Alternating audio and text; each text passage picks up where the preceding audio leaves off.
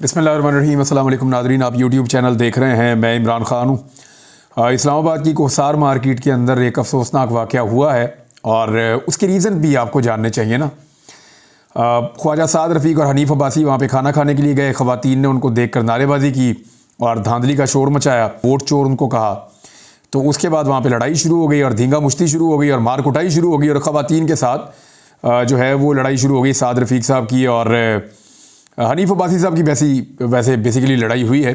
साद रफ़ीक साहब फिर हनीफ़ अब्बासी साहब को लेकर गाड़ी के अंदर वहाँ से निकल गए।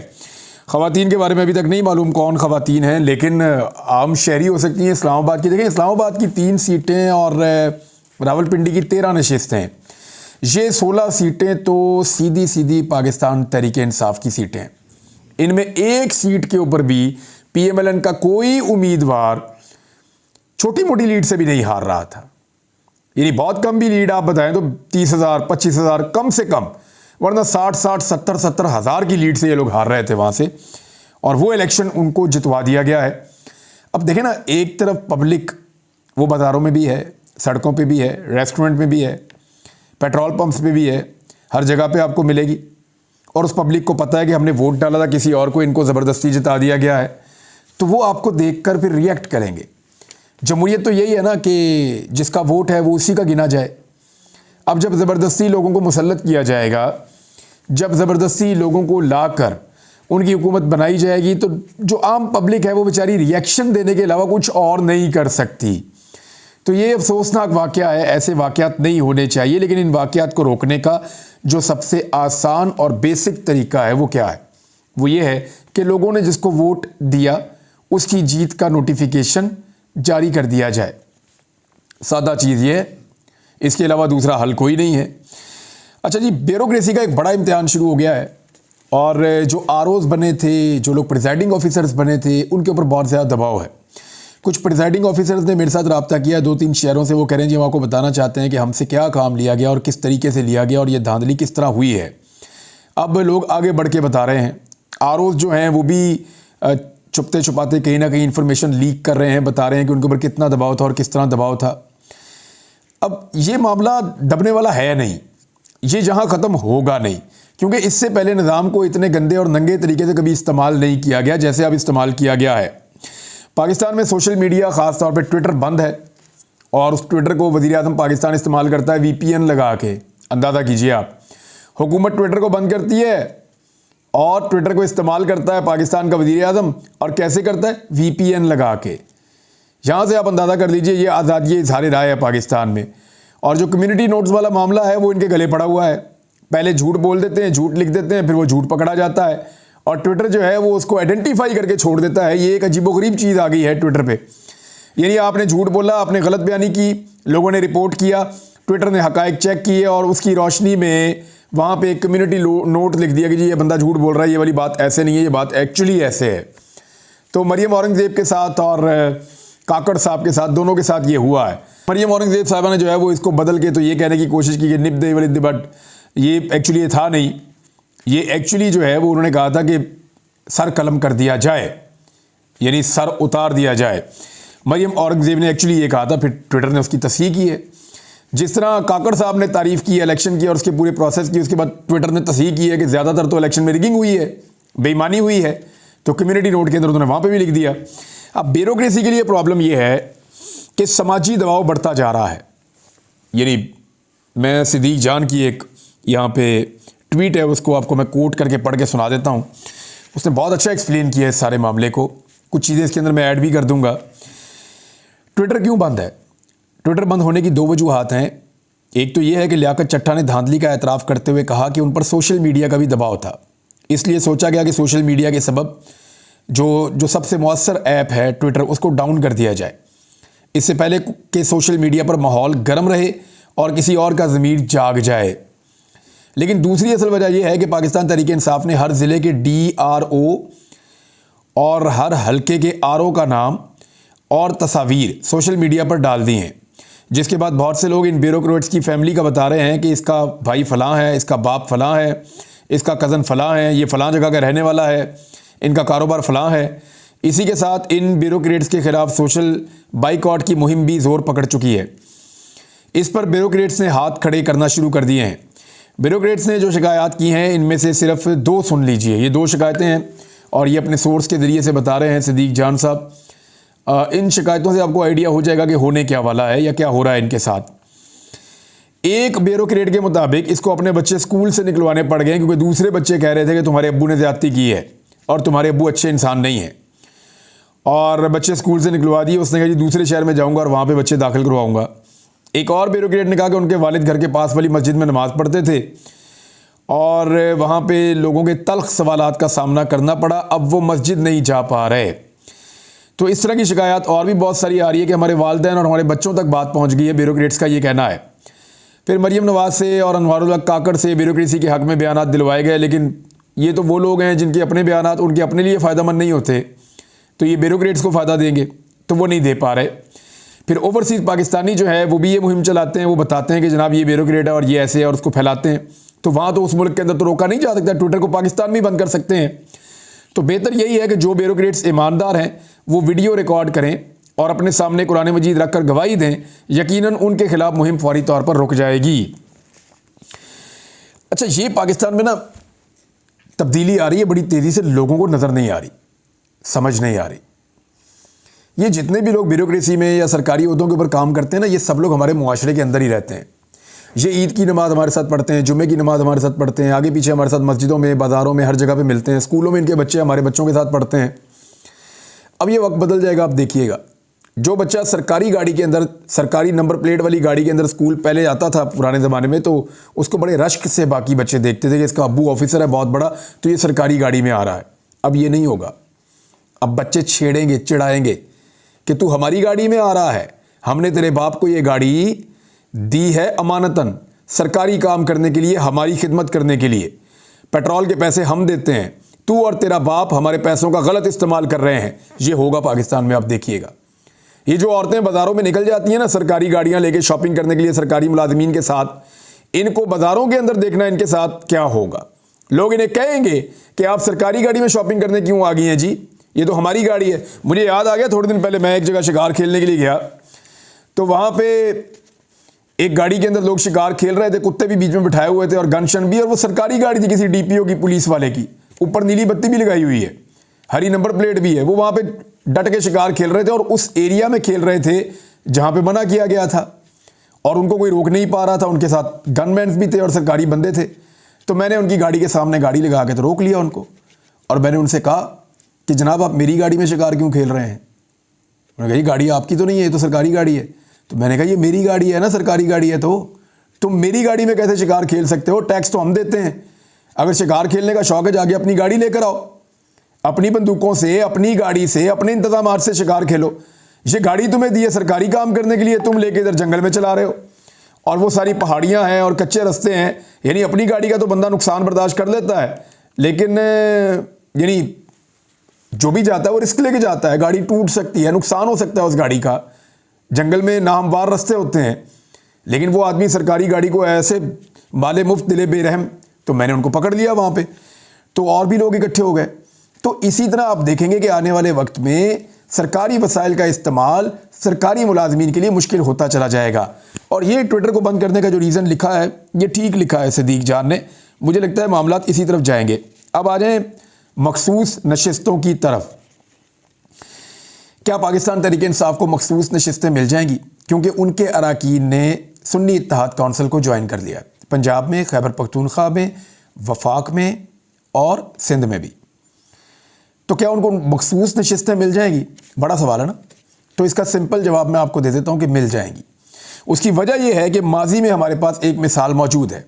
दो चीज़ें मैं आपके सामने एक्सप्लेन कर देता हूँ। जब ये केस चल रहा था ना इंतखाबी निशान वापस लेने वाला, तो उस वक्त बैरिस्टर गोहर, जो पाकिस्तान तहरीक इंसाफ के इस वक्त करता धरता है, तो बैरिस्टर गोहर ने उस वक्त काजी फ़ाइज़ ईसा साहब को कहा था कि आप हमारा इंतखाबी निशान वापस ले रहे हैं तो हमारी मखसूस नशिस्तों का क्या बनेगा अगर हम जीत गए तो काजी फ़ाइज़ ईसा साहब ने उस वक्त कहा था कि अगर आप जीत जाएंगे तो इसका हम हल निकाल देंगे। तो अब देखते हैं काजी फ़ाइज़ ईसा साहब इसका क्या हल निकालते हैं।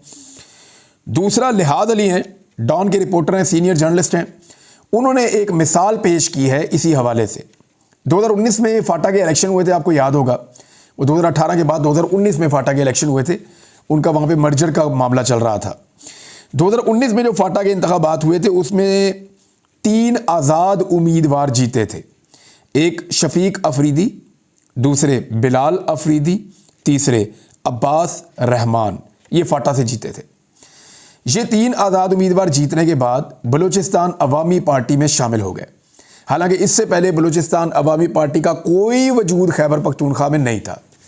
इन तीनों अरकान ने कहा जी कि हमें मखसूस नशिस्त भी दी जाए, तो फिर इनको इलेक्शन कमीशन ऑफ पाकिस्तान ने इजाज़त दी। इन्होंने इलेक्शन कमीशन ऑफ पाकिस्तान को दरख्वास्त दी और उसके बाद बसीरत बीबी नामी खातून को इन तीनों सीटों के एवज एक मखसूस नशिस्त पर MPA बनाया गया। तो ये बड़ा सिंपल है कि ये माजी में हो चुका है।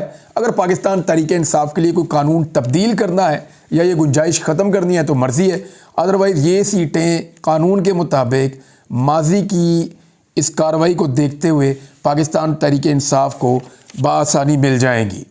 BBC ने एक बड़ी तफसीली रिपोर्ट छापी है और वो रिपोर्ट है इस हवाले से कि पाकिस्तान तहरीक इंसाफ को सबके सब ताने देते थे कि ये सोशल मीडिया की पार्टी है, और उसी सोशल मीडिया को इस्तेमाल करते हुए पाकिस्तान तहरीक इंसाफ ने सारी पॉलिटिकल पार्टीज़ को शिकस्त दे दी।